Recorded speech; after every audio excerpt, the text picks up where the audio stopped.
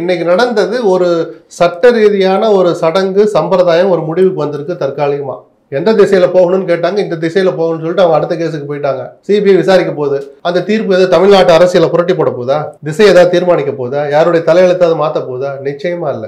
அவங்க விசாரிச்சு கொடுக்கறது குற்ற வழக்கு ரீதியா அதை விசாரிச்சாலும் சரி, அல்ல அந்த உச்சநீதிமன்ற நீதிபதி தன் வரம்பை புரிஞ்சுக்கிட்டோ அல்லது அவங்களுக்கு என்ன இனிமேல் தனியா அவங்களுக்கு ஒரு இன்ஸ்ட்ரக்ஷன் போகும், உங்களுடைய வரம்பு என்ன செய்யணும்னு அருணா ஜெகதீசன் நீதிபதி கிட்ட கேட்ட அதே எஸ்ஓபி அவங்க கிட்ட கேட்கறாங்களா, இல்ல அவரா சொல்லலாமா, இல்லை இந்த அருணா ஜெகதீசன் கமிஷனை அப்படியே தொடர விடுவாங்களா, தொடர்ந்தா நல்லதா, அதுக்கு எஃபெக்ட் இருக்குமா, எதுவுமே நமக்கு தெரியல. இந்த மாதிரி விஷயங்களை கவனம் செலுத்தி ஒரு எஸ்ஓபியை ரெடி பண்ணணுங்கிறதெல்லாம் அதுக்கு முக்கியத்துவம் தரணுமே தவிர இன்னாருக்கு வெற்றி இன்னாருக்கு தோல்வி. சரி, அதே சிபிஐ பத்தி ஆதவ் என்ன சொன்னார், விஜய் என்ன சொன்னார், பிஜேபி RSS கைகளில் சிக்கி இருக்கிற ஒரு அமைப்பு தான் சிபிஐன்னு ரொம்ப காலத்துக்கு முன்னாடிலாம் இல்ல 3 மாசம் முன்னாடி ஆர்ப்பாட்டத்துல வந்து பேசினாரு. அவங்கவுங்க வசதிக்கு தான் பேசுறாங்க. அதனாலதான் விஜயும் விதிவிலக்கு இல்லைங்கிற நான் எந்த வகையிலையும் அவர் மாறுதலான தலைவர் அல்ல. எல்லாரும் செய்யற தப்ப அல்லது எல்லாரும் செய்யற அரசியலை நல்லா செய்யறாருன்னா அவர் சர்டிபிகேட் கொடுப்போம்.